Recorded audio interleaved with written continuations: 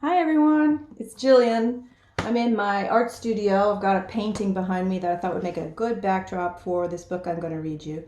This is The Three Little Wolves and the Big Bad Pig by Eugene Trivizas and drawn by Helen Oxenbury, one of my favorite illustrators. Do you remember this book? Yeah. Here's the title page.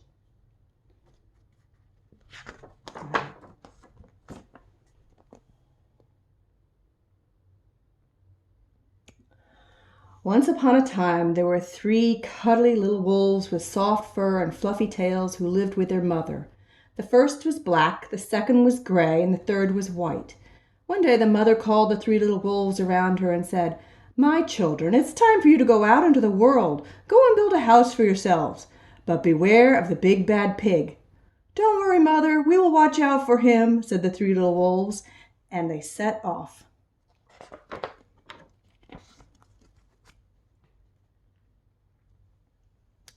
Soon they met a kangaroo who was pushing a wheelbarrow full of red and yellow bricks. "Please, will you give us some of your bricks?" asked the three little wolves. "Certainly," said the kangaroo, and she gave them lots of red and yellow bricks. So the three little wolves built themselves a house of bricks.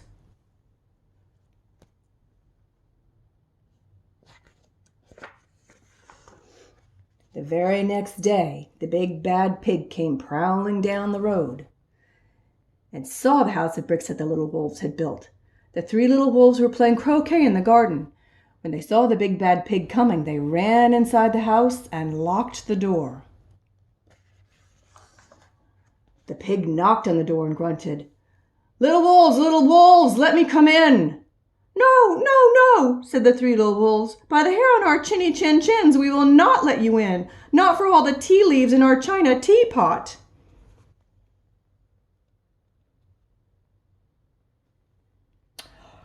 "Oh, then I'll huff, and I'll puff, and I'll blow your house down," said the pig. So he huffed, and he puffed, and he puffed, and he huffed, but the house did not fall down.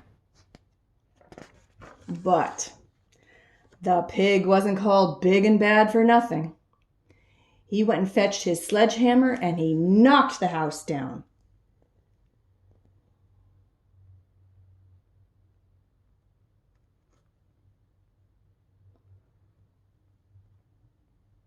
The three little wolves only just managed to escape before the bricks crumbled, and they were very frightened indeed. "We shall have to build a stronger house," they said. Just then they saw a beaver who was mixing concrete in a concrete mixer. "Please, will you give us some of your concrete?" asked the three little wolves. "Certainly," said the beaver, and he gave them buckets and buckets of the messy, slurry concrete. So the three little wolves built themselves a house of concrete. No sooner had they finished than the big bad pig came prowling down the road and saw the house of concrete that the wolves had built. They were playing battledore and shuttlecock in the garden, and when they saw the big bad pig coming, they ran inside their house and shut the door. The pig rang the bell and said, "Little frightened wolves, let me come in." "No, no, no," said the three little wolves. "By all the hair on our chinny chin chins, we will not let you come in. Not for all the tea leaves in our china teapot." "Then I'll huff, and I'll puff, and I'll blow your house down," said the pig. So he huffed, and he puffed, and he puffed, and he huffed, but the house didn't fall down. But the pig wasn't called big and bad for nothing. He went and fetched his pneumatic drill, and he smashed the house down. The three little wolves managed to escape, but their chinny chins were trembling and trembling and trembling. "We shall build an even stronger house," they said, because they were very determined. Just then they saw a truck coming down the road carrying barbed wire, iron bars, armor plates, and heavy metal padlocks. "Please, will you give us some of your barbed wire, a few iron bars and armor plates, and some heavy metal padlocks?" they said to the rhinoceros who was driving the truck. "Sure," said the rhinoceros, and he gave them plenty of barbed wire, iron bars, armor plates, and heavy metal padlocks. He also gave them some plexiglass and some reinforced steel chains because he was a generous and kind-hearted rhinoceros. So the three little wolves built themselves an extremely strong house. It was the strongest, securest house one could possibly imagine. They felt absolutely safe.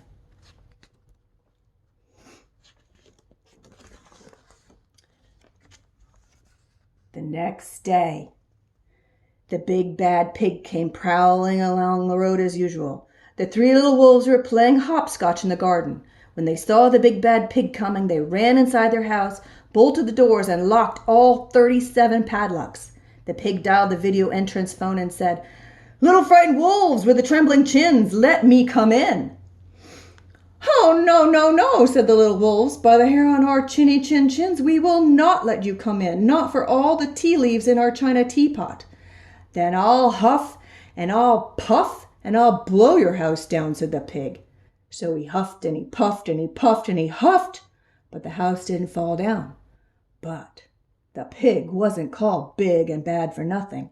He brought some dynamite, laid it against the house, lit the fuse, and blew the house up. Bam! The three little wolves just managed to escape with their fluffy tails scorched.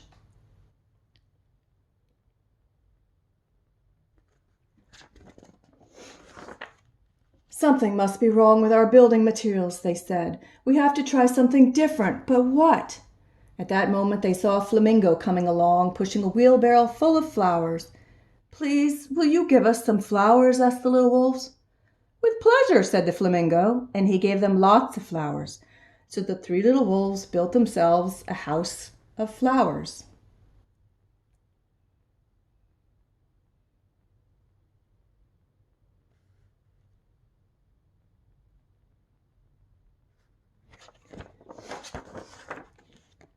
One wall was made of marigolds, one of daffodils, one of pink roses, and one of cherry blossoms. The ceiling was made of sunflowers, and the floor was a carpet of daisies.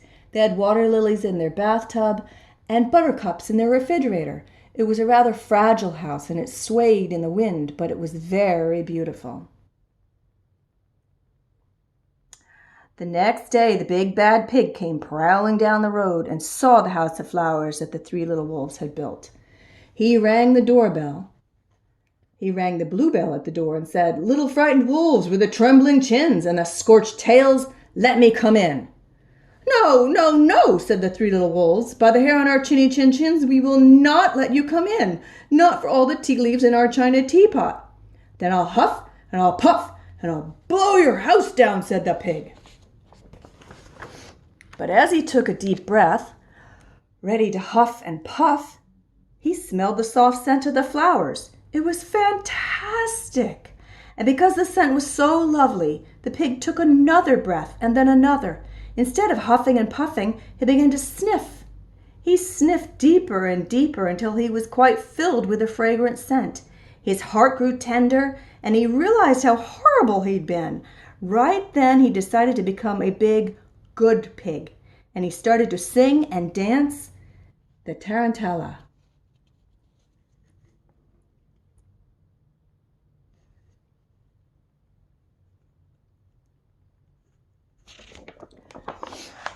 At first, the three little wolves were a bit worried. It might be a trick.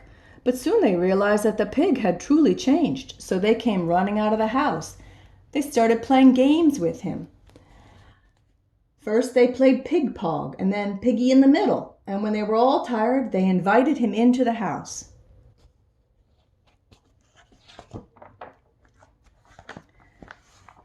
They offered him tea and strawberries and wolfberries and asked him to stay with them as long as he wanted. The pig accepted, and they all lived happily ever after. The end. Okay, goodbye. See you soon.